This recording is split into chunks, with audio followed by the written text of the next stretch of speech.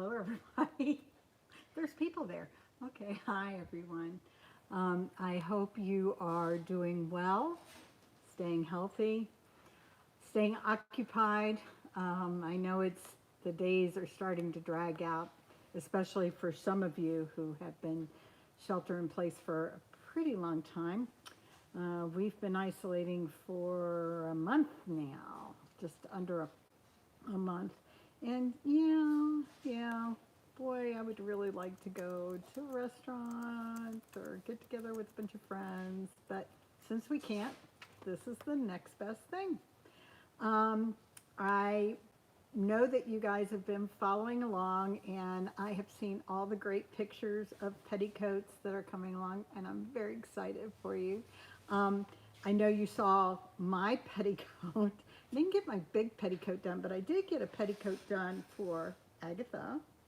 Um, Now, the thing is that I had one of you sent me a little message saying, oh, I need to see an up close picture of the pleating front and back because it's the box pleat in the front and the inverted box pleat in the back. And I was like, oh, I can't take a picture of this because guess who makes mistakes too? Angela. We have two fronts. So just ignore this.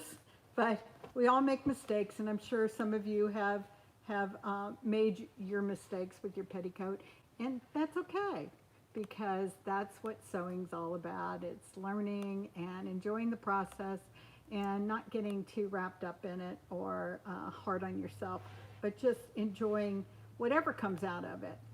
Um, Today I was going to talk to you a little bit about aprons, and then we were also going to talk about petticoats a little bit later on. Brooke is going to come around to the front, and I'm going to go around to the back and try to answer questions and give her questions. And she's going to give you guys another little demo on pleating your petticoat and give you some pointers on different ways that you can do it if some of you are struggling. I also, before we got started with aprons, wanted to remind you that you need to do this. Be sure to put your hashtags in. That way we can follow along and see what you're doing. And I'm especially a fan of this one, the distance socializing. Rather than being socially distant, let's socialize even if we are at a distance. So be sure to do your hashtags. Be sure to tag us when you do your projects, and we'll be sure to share them. So we have another sew along coming along. It starts on Wednesday at 10 a.m. It will start on our YouTube channel, and we're doing our aprons. So far, it's great. You got your pocket, you got your petticoat, and now you're going to have your apron. So your lower half is going to be taken care of. We're hoping in the next 3 sew-alongs to take care of your upper half. So we may have a small lag because we have to do some filming. Like I said, when we first started these were all in the can, but just not edited. For the next 3, we have to film as well as edit. So it'll take a tiny bit of time, but meanwhile, we'll try and keep you engaged and give you some fun things on our channel to look at. So I know that some of you have asked us, some of you have already bought products, some of you have been going through your stash, and we wanted to talk a little bit about aprons. Well, this is the apron that we did for the sew-along, which you will see in the sew-along. And it was done with our blue check linen with, we used white cotton ties because we wanted white. And we didn't have time to bleach linen. But that particular apron is very common, these checks that you see.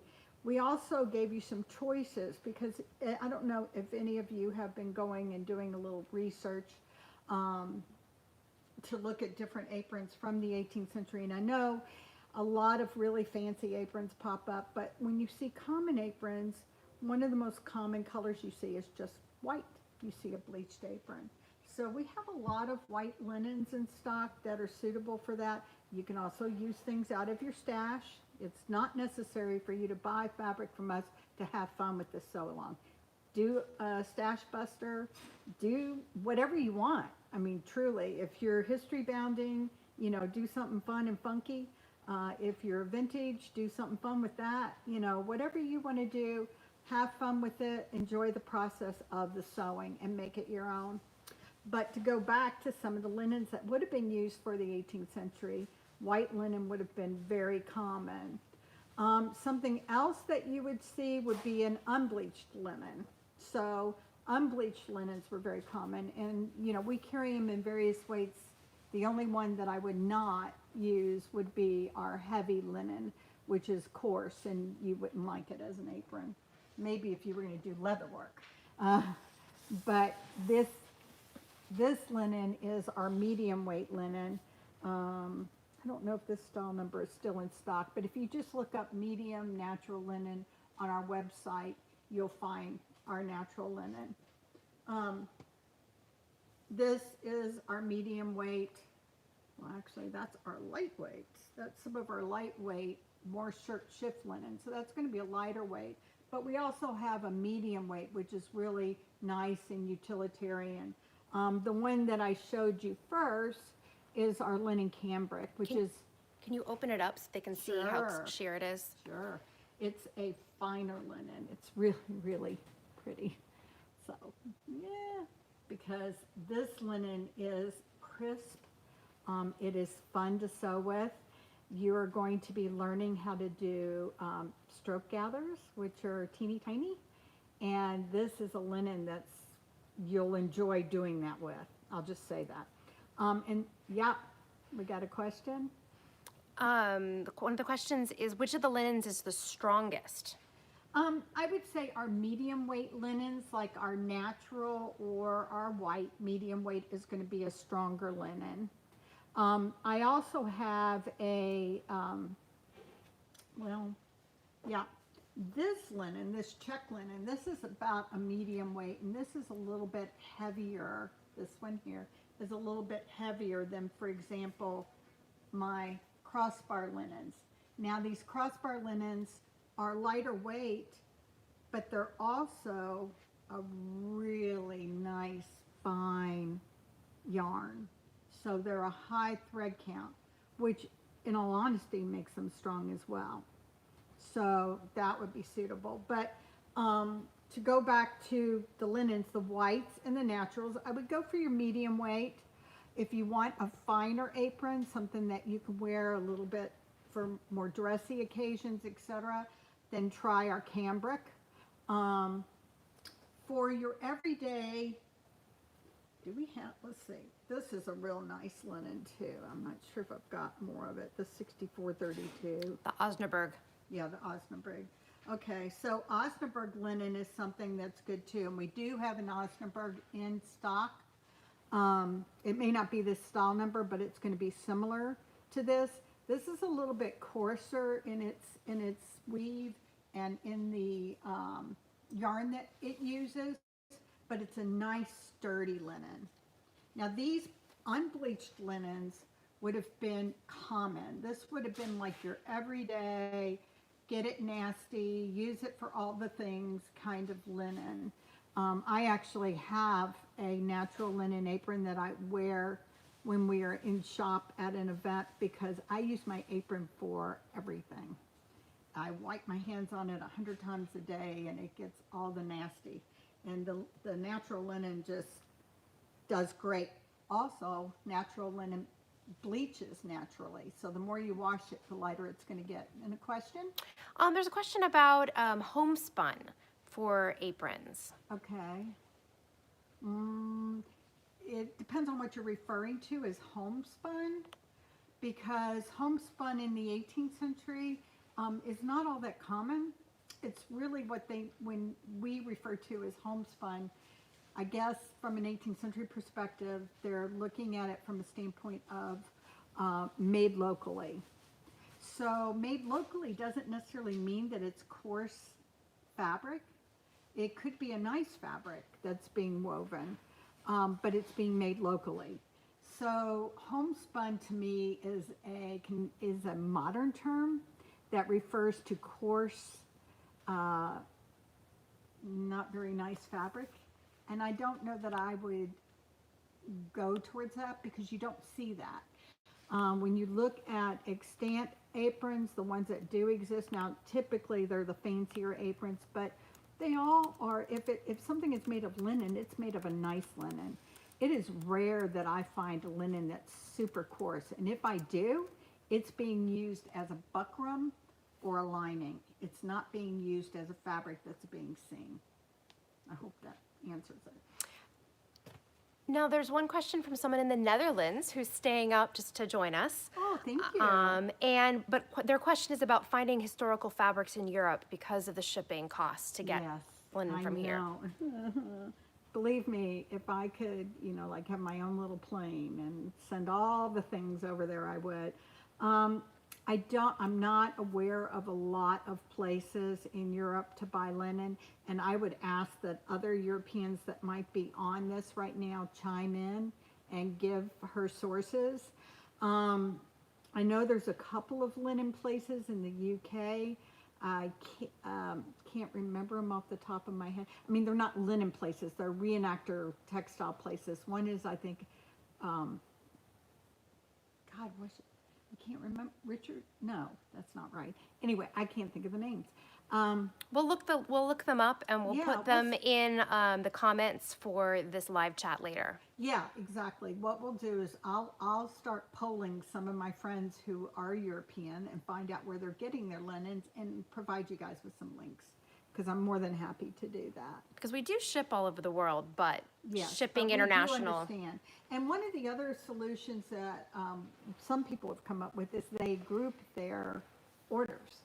So they'll get together, a half a dozen of them, and everybody will get what they want, and then it's just one order, and it reduces the shipping substantially.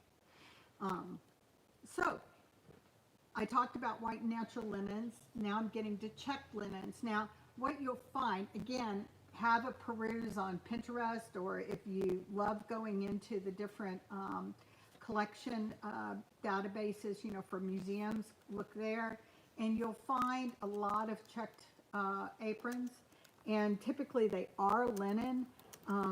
The primary research that I've done, I mean, so many checked linens or linen and cottons, which were Manchester products from England. You just find gobs of them. And blue tends to be really common, blue and white. For us, we have a selection of linens, what we have in stock. As a matter of fact, there's a few back here, and this one right here, the one at the top, is a larger check, and that's actually what I plan on doing an apron out of. And you do see these larger checks being used for aprons, things like that. Sometimes they're classified as furniture checks, but not always. And the reason I say that is because now I found some primary documentation where I've seen very large scale, what you or I would call a tartan pattern type of checks that are just called out as being a check. They don't have any designator as being furniture check per se. So checked linens. Now, if you guys are wanting to challenge yourself and you've made a bunch of things and you're like, I just want to do an apron sew along, but I don't know what I want to do, then you might decide to look, number one, go and look at some of the extants that are up online, because there's a bazillion of them, and pick a pretty apron that you would like and make it out of something a little more exotic. Like, for example, our fine cotton muslin. You find muslin aprons in collections, lots of them. They are oftentimes embroidered with white or bordered with colors. Typically it's silk that they're embroidered with, or they might just be plain aprons but ruffled, and possibly with lace on them, but they're very sheer, very fine, and very tiny little gathers, really pretty, dressy kind of aprons. And if you look at fashion plates, you see these aprons being worn as fashion. So they're not being worn just for the practical purpose of an apron. They're being worn as a fashion statement. So this is the kind of thing that starts to evolve in that last quarter of the 18th century, where they're looking for more of this day wear, this country look. And that's where you see these aprons coming out. What's funny? We have some petticoat questions that I will answer later, but in relation to that, someone wanted to know the appropriate length for an apron. Okay, now your apron should not be longer than your petticoat, obviously. And typically, I like my apron to be, say, that much above my petticoat. Now, what you do find is the bottom of my petticoat. What you do find in some fashion plates, especially towards the later of the last quarter, are these short short aprons, these little short aprons that aren't even knee length, and they are strictly for fashion. And they're often highly decorated with embroidery, etc. So if you want to fancy your apron, you could go for a really fine cotton muslin. You could go for a silk gauze, and do ruffles with that. You'd possibly embroider it or what have you. And that's also very, very sheer, right? Or you could do, and you see these in collections, we've got a couple here, silk taffetas. Usually they are, now I feel like I've seen maybe a pink or a light blue one occasionally. Yellow. Yeah, yellow. But you do see a lot in white or like a off-white color. So, and those can be embroidered as well. So that's some of the selections for your apron. When we get to the videos, are going to show you two ways of putting the waist on, but somebody has a question. What about printed cotton for aprons? Okay, knew somebody would ask. Yes, there are printed cotton aprons. They tend to have regional affiliations. There are some that exist in collections which have French provenance. There are some that are Scandinavian, but it's something that seems to be more of a regional thing, not a general, everybody wears a printed apron kind of thing.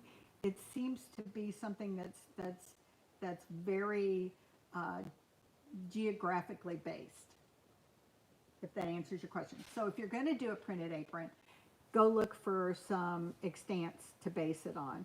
I was just looking at the Digital Museum today, and there were some Swedish aprons that were printed.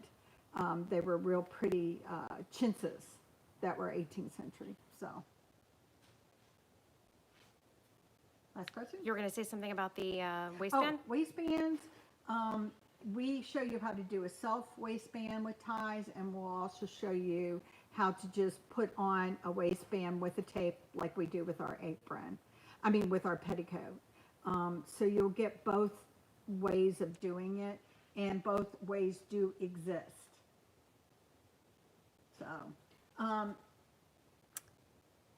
would a woman have an apron for working and another for decorative, like for going to church on Sunday? yes. Mm-hmm. Yeah.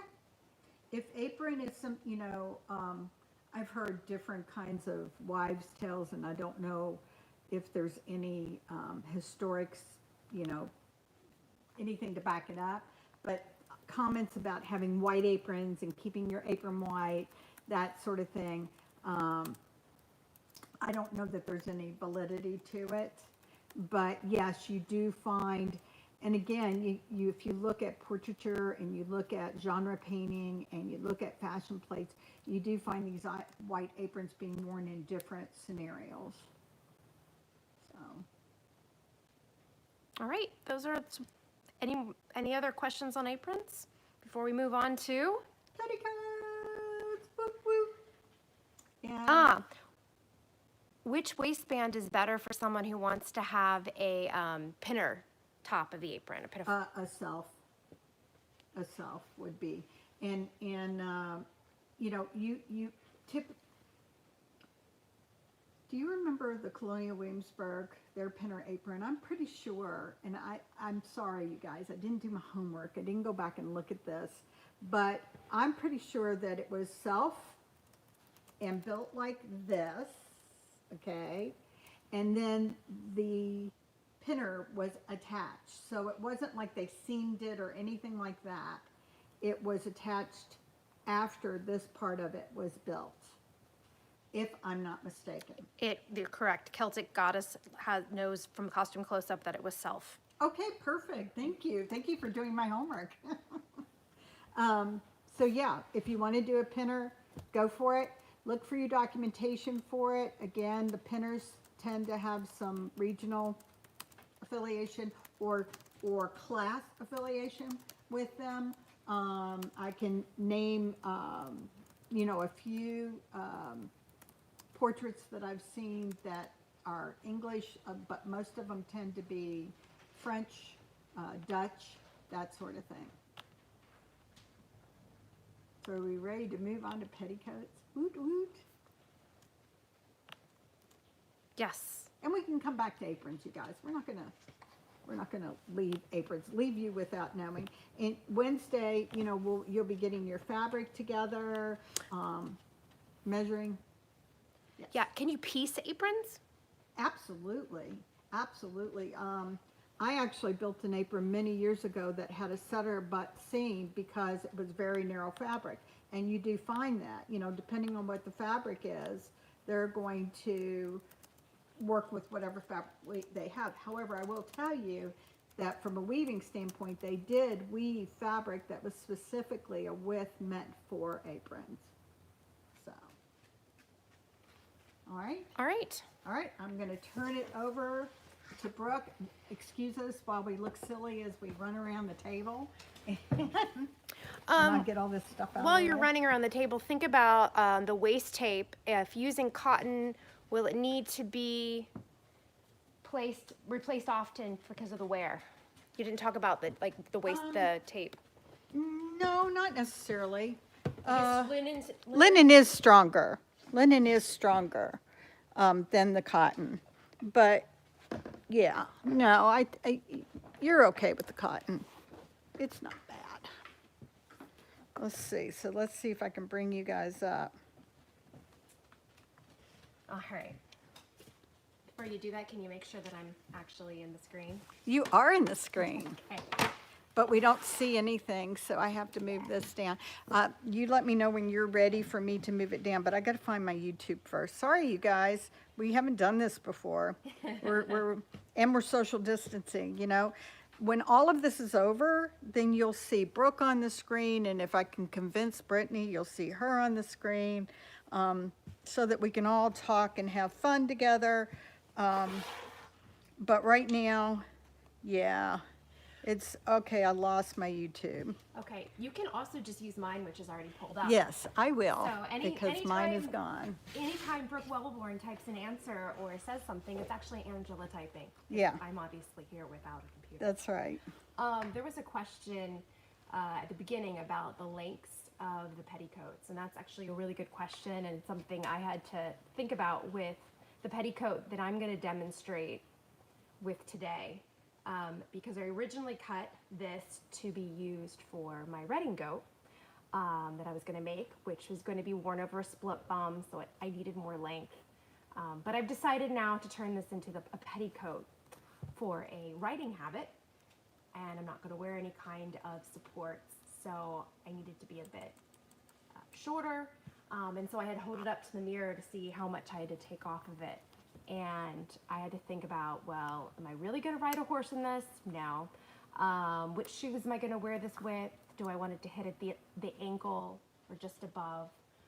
If this was going to be the petticoat for a working apron, a working gown, sorry, aprons are in my head right now, then I would have made it shorter. I would have had it be above the ankle. You see some images of women in working outfits where the petticoat is sometimes up to mid-calf, Angela? Yeah. Yeah, and they can get pretty short. But those tend to be, again, regional. Yes. There's a lot of people that have done some really good research on German dress, have discovered that they tend to wear their petticoats a little bit shorter. So, yeah. also, it can depend on what time of the century. You definitely see in the 1790s that the petticoats are a lot longer. They are. And closer down. And the aprons are longer. The aprons are longer, the gowns are longer and trailing. While the petticoat to go with a sack gown in the 1760s, you might have the petticoat stopping right at the top of the shoe buckle, but the gown is hitting the floor because you want to be able to walk around in it, but also, you know, that was the fashionable length. And also you have to think about, are you going to dance in it? Right. Because you don't want to catch your hem if you're minuetting or doing a country dance. Right. All right. So would you like to show them? You know, we know some of you were a little bit miffed by the pleating, which is really not hard. You need to like look at it from a standpoint that it's nothing, it does not have to be science. It does not have to be exact. But Brooke is going to show you pleating and give you some thoughts about different ways of achieving that pleating. So I'm going to do this, bring this And down. go ahead and ask your questions. Yeah. And Angela will read them and Yep. intersperse in with what I'm doing. So I'll go ahead and start with, I did take my tape. Was it normal practice to layer petticoats? We talked about this before with petticoats, but yes, you know, you don't really ever wear just one. You're going to wear a minimum of two because you're going to have some type of an under petticoat. And so I'm going to not answer questions for a few minutes so that Brooke can show you petticoat pleating. And you can see all of this? You can see all of that. Excellent. All right, so I did what all of you probably did following the video is I put the tape around my waist. I know that this is the center front, and I know that this here is the side. And I have trouble pleating things to fit something that's wiggly. Maybe if I pressed the tape, it would help. You have to keep it a little bit down. Sorry. Maybe if I pressed the tape, it would help. But I like to pleat to something on the table that's hard. And so I had taken a yardstick. I don't actually do my pleats to match specific measures. I used to when I first started out many years ago, and I was broken of that habit. It takes a while. So I know that I want it to be about 8 inches, and halfway through that is 4. So I've marked my petticoat center front. I've marked a 1/4, and then we have the end that will go to 8. So what I'm going to do is start in the center front and just working along here, not really paying attention to any of the numbers except for the beginning, the 4, and the 8. And I'm going to get that first pleat, which you generally find is a little bit wider, and I'm going to pull that bit all the way underneath. And I like mine to be almost to 2 inches, so it's 4 inches across the front. That's just a personal preference. It's going to depend on every single person and the fabric. And I'm going to put a pin in here. I'm not going to put a pin in though until I check how much I need to pleat to get the 1/4 to 4. And so I will just fold the fabric and tuck a little bit under, and then I'm going to fold another pleat and tuck a little bit under, and then I'm going to fold this one to see if I can get that to there. And I can. So now I can check to see how much was my depth when I was doing all that. And I was able to get it about that far on the outside. It's a decent, that looks like 3/4 of an inch maybe. And on the underneath, it came all the way under the first pleat. So now I can go back and do that, putting pins in, not measuring. I just have gotten a sense of how broad I can do the front and how deep I can do the back. And then I'm just going to pleat that to match. So it's just about getting a sense of what you can pleat in that section and then just trying to do that by eye. I'm not really worried about if one of the pleats is deeper than another pleat. Honestly, I'm not worried about if I end up with 9 pleats on this side and 8 pleats on the other side.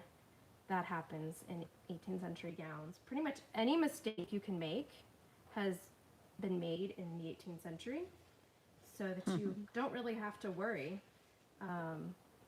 about making it perfect. All right, so now I've got to that quarter and I want to do the rest of it, and so I'm just going to continue on pleating that same bit to match the outside with the same depth underneath.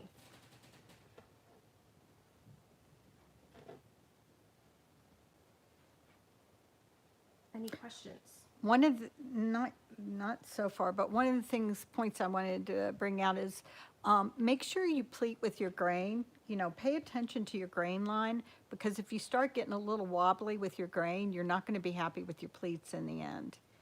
And that's very much the case when you're doing a petticoat like this that is not being worn over any kind of support garment. We will do a tips and tricks soon in the future that shows the shaping for wearing it over hoops or split rump or anything like that. And in that case, you do tend to pleat off grain, which is one reason why we're not doing that with this Sew Along, because it really adds a lot of complexity to it. Right. But yes, if you can see your grain line, it makes keeping these pleats very straight a lot easier. And you can pin a lot farther down. I know some of you like to pin really far down, but I tend to just do a 1 row of pleats at the top, pins at the top. All right, let's see how I did. See if I grew. I think I grew as I went along. No, it's close enough. No, it's close enough. It's close enough. I like to tie my petticoats so that from back to front and front to back, so they have a little overlap at the pocket slit. So it's really fine if I don't get it exactly to. In fact, you want a tiny bit of overlap. Yeah, a tiny bit of overlap, because I went with my waistline being 32 inches and stays, but it's probably bigger than that. That's my, I don't want to say what it is, you know, on YouTube, but it's probably bigger than that. No. No, in my stays with all the clothing on properly, it's probably about that. But so then I could go and do the same thing on the other side, but oftentimes if you've got a really good bit pleat on one side and you don't think you're going to really need to change much, what you can do is you can fold it in half. Let me get one more pin in this. And you can copy it if you find that to be easy. So you're folding at your center point. Yeah, I'm folding at the center point, and I just get that first deep pleat. I bring it back. And they can't really see that. You need to come down a little more. All right. So fold it towards right sides together, get that first large pleat, and then you can fold that back and put a pin in, and then you can continue to do that all along, mirroring it, if that helps you. But since you have, hopefully by this point, a general idea by eye of what you think looks good, you can also just go the other way.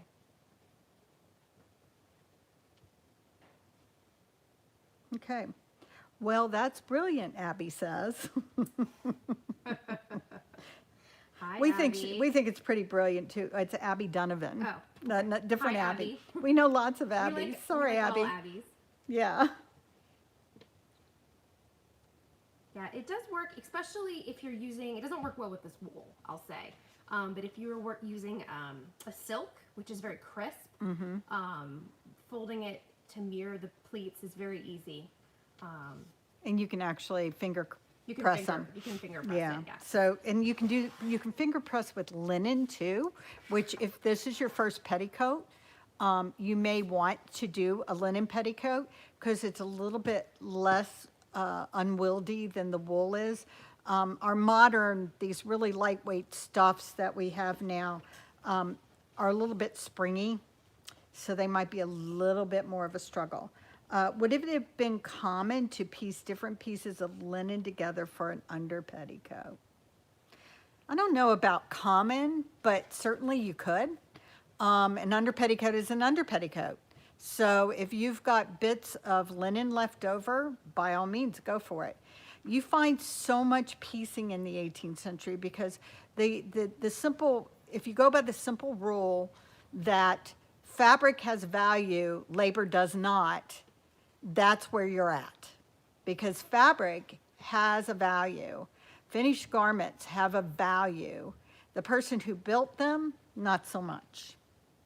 Now, you do see on some of the petticoats that survive with matching gowns, where the upper part of the back of the petticoat is made out of a plainer fabric, just a plain linen, while the petticoat and the gown, the rest of it is all very expensive silk, brocade, or printed cotton. Yeah. Yeah, and that's they're taking their expensive fabric, showing it, and then cheating so that they don't have to spend as much money because you're not going to see the expensive fabric in the back. I got a question. Would it work to pleat the tape too, like pin to the tape at front and quarters and then pleat between? Yes. Yes, and that's what we show in the Right. YouTube sew along. And that's definitely a very easy way to do it. And I know some people are much more used to putting waistbands on that way. I'm not. I struggle in modern sewing and 18th century sewing to work that way. And yet I do it that way. Yeah. That works for me. So it's whatever works for you to accomplish what you need to accomplish. The one thing I'm going to ask you not to do or beg you not to do is to get caught up in the measuring, because you don't want to do that. You will lose your mind trying to get everything exactly the same. And I'm telling you, when you get the finished product, you're not going to be able to tell if you measured that or not. So try to do it without measuring. Yep. And was not measuring the pleats. I was just measuring to see, like, was I supposed to have had more fabric in this? Because I decided to do something different on this side. If you noticed, I pleated the center front box pleat, but then I went to the pocket slit and did the pleating the correct direction, but I worked my way back towards the center. And that's a completely fine way to do it as well. You don't have to always start in the center and go out. You can start on the sides and go in. As long as you're pleating the correct direction and you don't end up with two fronts. Like me. But that's okay too, because if I don't make at least one really big mistake for every project I do, then I think something was wrong with me. It's my thing. Does anybody have more questions about pleating? Doesn't look like it. Looks like they're all totally enamored by your pleating methods, Brooke. Can't imagine that's the case. Or they all just did it so well following the sew along. All right, so I've got it. Are there petticoats pleated without the center front box pleat? Not that I can think of off the top of my head, but I'm sure. We'll find something Yeah. down the road. Also, that center box pleat varies. You get very small ones to very large ones. Yeah, and So- usually the front pleat is the box pleat, and the back of the petticoat is the Is the reverse. inverted. So yeah, that's actually what your back should look like, not what I did with two fronts. Yeah, but occasionally you will see a gown, a petticoat, excuse me, that has the front of it with an inverted pleat. I've seen a couple of those. And with a lot of the silk gowns and petticoats that were using very narrow woven silk, they sometimes will have the seam right down the front. Right. They don't try to stagger it off, and you just have this big seam going right down this flat box pleat. So Tammy Jones says, the first petticoat I made was so hard because I tried to measure. This one was so much easier because I stopped worrying about it. Thank you, Tammy. You're drinking our Kool-Aid. So Brooke is going to show now her method of getting the pleats ready to have the tape attached to it. And we show you a couple of different ones in the sew-alongs, which you will see. Yeah. One of the ways that you saw in the sew along that I really like is the basting that was going across, which it was going, I think, like this, and then it went down and then came up. And that's a really nice way to lock the pleats in place and taking your pins out as you go along. I think it was something like this. It could have been the other direction. But that works. It does work. So, works for me. I tend to actually put a little, I'm pretty hard on my petticoats at the waist. So I tend to do instead a running stitch with some back stitches. I used to fully back stitch my waist. I'll leave the knot in there. It's just a baste. But that takes too long. And if you're going to hem stitch a waistband onto it, there's no need to fully back stitch it. So I got a question for you. Emily from Vintage Visions.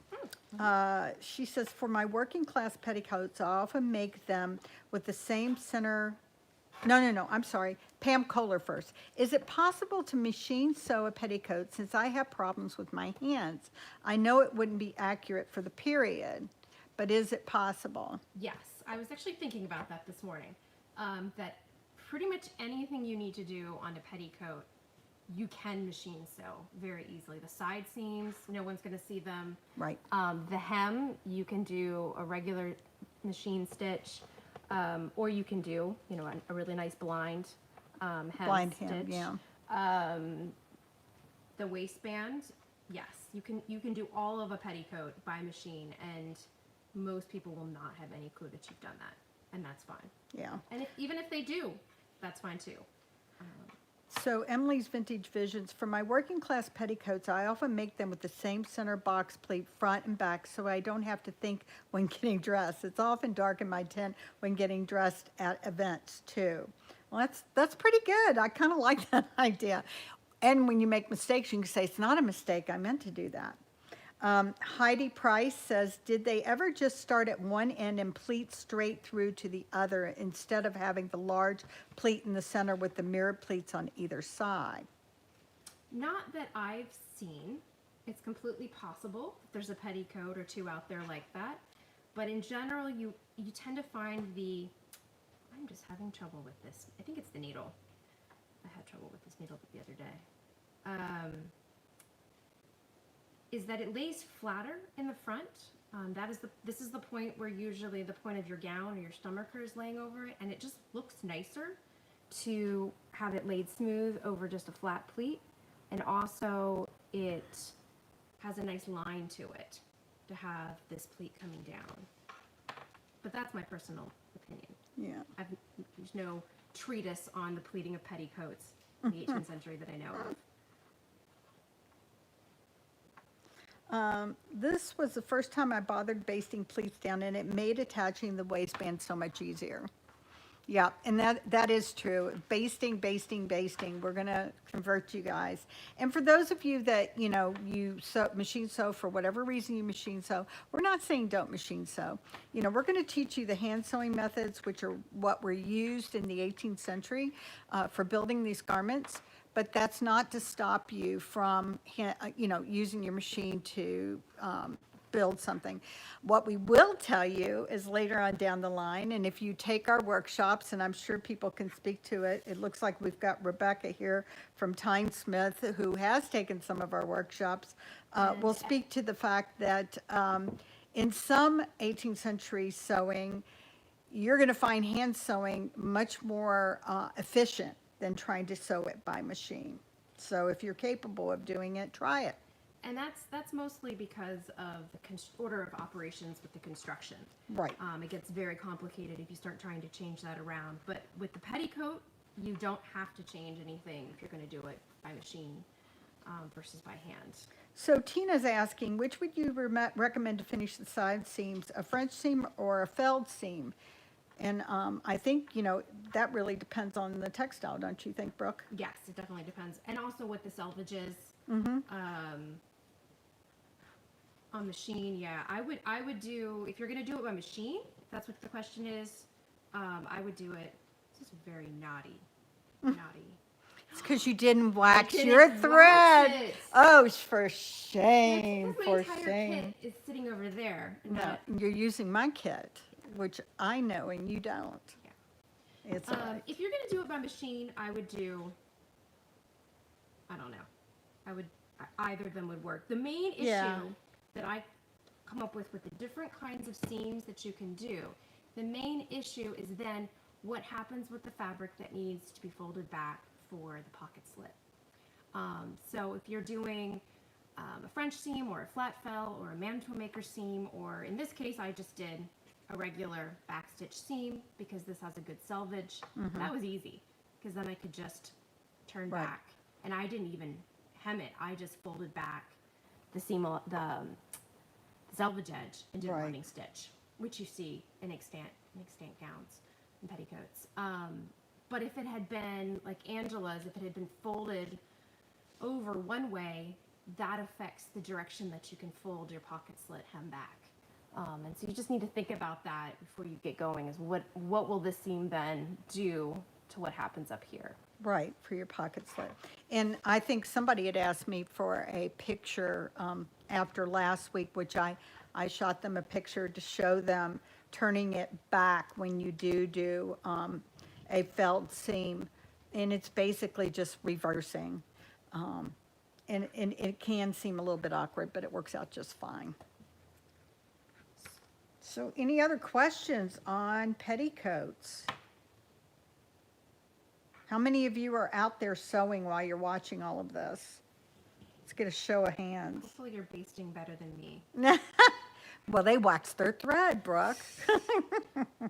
I think that this is the 35/2 linen Yeah, thread, which and is heavy. it's heavier and I'm not as used to it, and I've been having some problems with it breaking because I've been pulling it too hard. Oh, people are starting to say, yeah, they're sewing. Great. I'm binding stays right now, Emily says. That's from Vintage Visions. I had to put it away because of set hands, but tomorrow is a new day. Okay, somebody who has a little bit. Ditto, me, LOL, I'm working on new stays. Sewing stays, but sewing. My linen's in the washing machine. Well, you're getting there. I can't believe all you guys that are building stays right now, and I think that's fabulous. And I wanted to let you know that Burnley and Trowbridge is going to be carrying the Augusta stays. So stay tuned. The They're- paper to print out. Yeah, Print right. it. We're going to be carrying the paper stays. So stay tuned for that. And I'm excited about them because I have my own copy and I'm ready to build myself a pair because I love that 80s silhouette. Here's somebody that's knitting, working on a Gainsborough hat. So Rebecca finished her petticoat, so she's taking the day off. Nice. Hand sewing a day cap, working on a hunting shirt. Wow, everybody's doing lots of fun things. So they're all like staying occupied. So Brooke is now attaching the waist tape onto the petticoat with Really pin. bad What are those pins. things called? Pins. Pins. Please don't judge my pins. None of these pins I'm using are my own pins. During workshops that I teach for Burnley and Trowbridge, my pins often go into other people's clothing, and other people's pins end up in my pin pillow. And Right. I blame Larissa Higgins for this pin.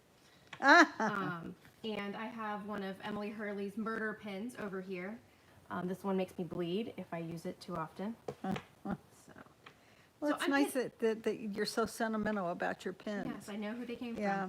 from. So I've got this pinned on to do the hem stitch, and then I could fold it over and do the hem stitch on the inside for the one of the binding. The other kind of binding at the waist that we talked about in the sew along is to then fold it completely down on the inside so that you completely disappear the tape and stitch through the fabric to the other side. And I don't think I'm going to do that with this wool. While it's a very lightweight wool, it's just going to create enough bulk there that I don't want that to happen. But I do like to do that on silk. And I've got one here that you can see where on the outside, And that's some of our old silk. Isn't it beautiful? I love the silk. I made a polonaise out of it, She did. and one day I will fit back into it. So from the outside, you can see the row of stitching at the bottom of the tape. Right. And it lays And nice and you smooth. used a felt stitch to do that, right? Yeah, from the inside, you can see that I basically did a fell stitch here, and then I folded it down. And this is one that was made for hoops, so it has a lot of just raw fabric hanging down, which is perfectly fine on a silk because you're never going to throw it in the wash. For a linen, you would definitely want these raw edges to be inside Right. the tape. Yep. So on your wool petticoat, you're just going to do a bind over Yes. with the tape. Exactly. Yeah. So I'll stitch it on one side and then I'll fold it over and stitch it on the other side. I know some people have asked if you can just fold it And stitch and through all. stitch it. And I have done that before, but I actually feel like it takes longer to do that because you have to be more careful. I mean, if you're binding the edge of a hat, you can do that where you fold it and you stitch through both sides at the same time. But for a petticoat, it's just much faster. Emily's Vintage Visions. Oh, Heidi, yes, I am wearing the pink and olive scarf. And Emily's Vintage Visions asks, can you talk a little bit about binding the hem? For working class petticoats, what kind of tape was used in colors? Does the hem binding need to match the color of the petticoat, or can it contrast? So do you want to speak to that, or you want me to? You may speak to that. I may speak to that. Aggie is right here up on her hind legs wanting attention. No, Agatha, later. Okay, I will talk about the binding. There, you see it in some prints, genre type stuff. There are some existing petticoats that have binding. They tend to be wool or a linsey, and they are not necessarily matched to the fabric. They don't have, again, the same sensibility that we do. And you do see a lot of advertising for ferret, or sometimes they're calling them tapes, but ferret, which is this tape that they're using to bind off fabric.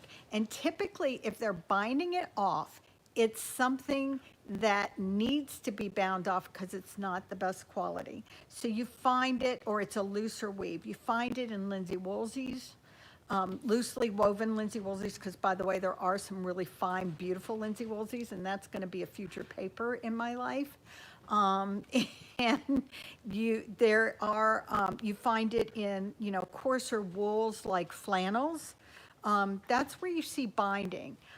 Now, or you see back binding, not necessarily going over the edge, but sometimes with silk to protect the silk. Now, where I don't know, and I do not know, is in linen. I can't recall in linen or cotton seeing a binding. So if any of you out there have an extant, Aggie, stop. Sorry, you guys. It's wiggling because Agatha is trying to get attention. If you see anything out there in the way of an extant that's got a binding on it that's not a wool, a linsey, or a silk, let me know, because I do want to know. And when you bind, you're just going to bind the same way she is putting her tape on, her waist tape. It is either whipped or felled on both sides, hem stitched or felled on both sides.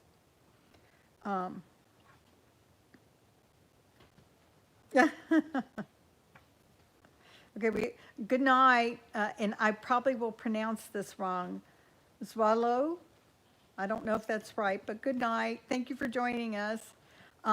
We are probably getting close to out of town. Yeah, we are. We're 6 minutes away from ending. So does anybody have further questions? I'm going to come around front and talk for a moment. You have to let me finish to the end of this piece of tape here. She's going to finish to the end of the tape because now that she's on a project, she's on a rhythm. She's got a rhythm. She's on a tear, so she's got to finish. I hope that this has been helpful and giving you guys a little bit more information along with our YouTube so long. Remember, you know, you can look at those over and over again. I had some people say, "Oh, wow, it's a so long.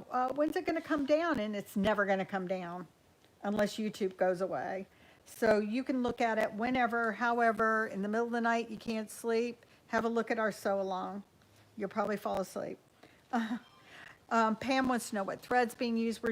She's using a 35/2 linen thread. I would say probably, and she's doing it because she grabbed it out of the box. I would probably, no, actually, that's a 60/2. Yes, a 60/2. Oh, she's using a We don't 60/2. have a 35/2 in natural. You said something, oh, that was the white you used, sorry. Yeah, So sorry, I 60/2 is a pretty common weight for multiple projects. Oh, thank you, Go Giraffe, we appreciate it. They're saying these are great, thank you. So, are you done? Oh, sorry. Yes. Up. She's going to sit here and sew all night. So we're going to do around the table again. I'm going to run around the table, and she's going to run around the table. Oh. And Sophie's gonna run around the table. And Sophie's going to run around the table, and Agnes going to run around the table, and you're going to have to do it up because otherwise you just, here's my hands, you won't see me. So, and are we up? Okay. Yep. So we're almost done. I did want to give, you know, I've been trying to give some shout outs for some of these small businesses during this time because it is really hard on a lot of people. And I know, all of you probably know, a zillion small businesses that are suffering right now. But I'm especially, you know, in tune to our costuming community. So my shout out today is for American Duchess. So you guys, they have the most fabulous sale going on right now. Go check it out. If you were thinking at a pair of shoes, now's the time to pull the trigger. I think I shared my shoes that I just got for a little thing I'm going to be doing at Christmas time, a la 1850, which I've never done before. It's going to be interesting. But I do now have really fabulous boots to go with my soon-to-be Hufflepuff 1850 gown, silk gown. So my shout out is for them. So go give them some love. If you can't do anything else, buy one of these cool pins. They're only $5. Also, remember all of our hashtags. Distance socializing. Show your pockets. Show your petticoats and show your apron. And don't forget to tag us. And you'll find your finished projects or in-process projects on our stories. So I think unless you have further questions, folks, we're going to say good day for today. And we will be, remember, we roll out Wednesday at 10 a.m. Part 2 will roll out Friday at 10 a.m. 10 a.m. See, the words aren't working anymore. And then Friday afternoon, we will join you again live here on YouTube. Share it with your friends. Notice we're not getting as much viewing here on YouTube. But we're trying to get our viewing to come over to YouTube. So if you can let folks know, it's really easy to look on YouTube, really easy to answer questions, and then it's there for all time for you to go back and get your questions answered. We'll see you next Friday live, and meanwhile, stay tuned for next Wednesday, and be safe. Oh, any more questions, or people just say? No, I was laughing at Aggie and Sophie. They were waving goodbye. They were so ready. They want it to be 5 o'clock. They want to go home. Heidi's asking if you will show us that gown. I'm not sure which gown she's talking about. Oh, you want to see the polonaise, the other part of it? Is that what you want? I don't know. We don't know, Heidi. We don't know what you mean. Okay. All right. Well, we'll figure it out later. We'll figure it out. Okay. You send us a message, Heidi, and we'll take a photo We'll of figure whatever out. it is And- that you're and interested in. I'm putting it in Brooke's to-do list that we need to remember to give you some links to overseas sources for getting linen. And we will do that. We will poll some of our overseas friends for places to shop and we will put that, it will be down in the YouTube along with all the other information. Oh, and one more thing before I say goodbye. For those of you, I've had several people ask me, where do I get the pocket pattern? You have to click the little arrow, which is at the bottom of the YouTube picture. There's a little tiny arrow. If you click on that, then all of the information comes up. Our links come up, information about the YouTube video that you're watching comes up, and also if there's a pattern, the pattern comes up. So for today, stay safe, be well, and we'll see you next Friday. Bye.